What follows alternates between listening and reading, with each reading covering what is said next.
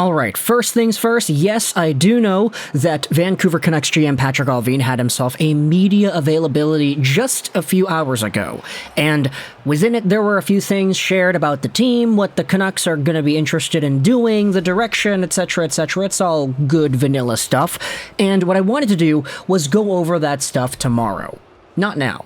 The reason for that is because in this video, I wanted to explore a topic that I feel has been kind of on the back burner as of late. Sure, we could make the video about Patrik Allvin in the future, but what I wanted to focus on instead was the past. Because when it comes to what Elliotte, Friedman, and Jeff Marek talked about on, I'm not sure if this was 32 Thoughts or if it was the Jeff Marek show. I think it might have been the Jeff Marek show back from Monday the 19th. Take a look at what Elliotte Friedman talks about when it comes to the Stanley Cup Finals and the Florida Panthers. Florida going to the Stanley Cup is just going to embolden teams again till we just have to get in to win. Jeff Marek replies, did everybody forget that they were the first place team in the NHL last year? That this wasn't out of nowhere? And this is kind of where the introduction starts. Because sure, the Florida Panthers made the finals and they lost. They got embarrassed in the Stanley Cup Finals, unfortunately. But we had been talking this entire time leading up to the finals that the Panthers had this miracle run. They squeaked in the final wildcard spot. They had fewer points than the teams in the West that did not make the playoffs. So it's kind of crazy how circumstantially everything aligned for Florida to make the dance. Add on to this the fact that the last seeded team beat the first seeded team, how they dominated Toronto, they swept the Hurricanes, they made it into the finals. Isolated just from this season, taking a look at the results on paper, this was a Cinderella run. And it kind of enforced that idea that says, okay, sometimes you just gotta make the dance, and then you could show off your moves. All you gotta do is qualify. And for Elliotte Friedman, he is saying that the Panthers' mere existence in the finals reinforces that notion in NHL GM's minds. Jeff Marek replies saying that, okay, well, the Panthers were the top team last year, so what do you want about? But then again, you gotta remember that there were some drastic changes with the Panthers from last year to this year. Of course, losing out on Huberdeau and Weegar is gonna affect your team in more ways than one, but I guess adding Matthew Tkachuk definitely helps. This is where Friedman replies saying, yeah, even though the Panthers were the best team last year and they made the finals this year as a wild card, they're not really the same team from last year to this year if you think about it. They're a different team from top to bottom. They made a pretty significant move to change their team. I'm just not convinced it's a fair comparison. And this is where the Canucks part comes in. You see these tweets have been tagged #Canucks the entire time.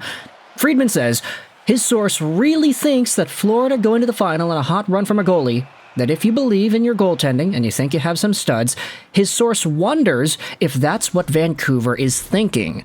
Mentions Demko, Hughes, Pettersson, etc., and says that's probably not the only team to think that way. If you have defense and goaltending like Florida, Friedman wonders if Vancouver draws parallels. I think Vancouver looks at it and believes that they have elite players. Oh, and then at the bottom it says it is from 32 Thoughts podcast. Yeah, no, it's not the Jeff Marek show. Sorry, everybody. I got it wrong. But either way, today we're talking about the Vancouver Canucks potentially getting inspired by the Florida Panthers making the Stanley Cup Finals and wanting to do the same. Not trying to go out there and build an amazing team over the next 4 or 5 years, but just try to build with what you've got. Because of the philosophy that if you barely get in, anything can happen. It's the old betting philosophy. You just gotta get in, and anything is possible from there type of deal. And you could see just from the way these tweets have been laid out, the one talking about the Canucks maybe thinking they could do it, this has 300,000 views. All the other tweets that Buck Foston writes talking about Florida going to the finals and that entire philosophy, they have 30,000 views, 17,000, 25,000, but the one where it says, yeah, people are thinking this might apply to the Canucks and they might be inspired to do something like this, that popped off in the algorithm and you have a whole bunch of people commenting on it too. And for good reason. This is sort of the philosophy that doomed the Canucks in the first place. This is part of why everything is so... Do I want to say bad? Is bad a good adjective? I mean, Of course, we know the good players in the team. Miller, Petey, Hughes, Besser. Oh, did I say Besser before Demko? Ooh, shucks, eh? But we know the top-tier talents on this team are not bad hockey players, and in fact, you could say they're probably good ones. It's just, this team has quite a ways to go before they could even mention themselves in the same breath as a Stanley Cup Finals contender, and of course, we know the main things that they have to improve on are defense. The top-tier forwards are pretty good. You could say even the depth forwards are pretty alright. It's just heading into the next few weeks here, we're going to really see the Canucks put an emphasis on defenders and try to bolster up that blue line because, I mean, right now, with the buyout of OEL, there is a lot more room to navigate both the blue line and the cap itself. You've got defenders like Akito Hirose, Kyle Burrows, Ethan Bear. Some of these guys need contracts, but at the end of the day, these guys are not going to be the mainstay defenders on an NHL Stanley Cup winning team. So you're going to have to make a little bit of improvements if you wanted to get that done in the short term.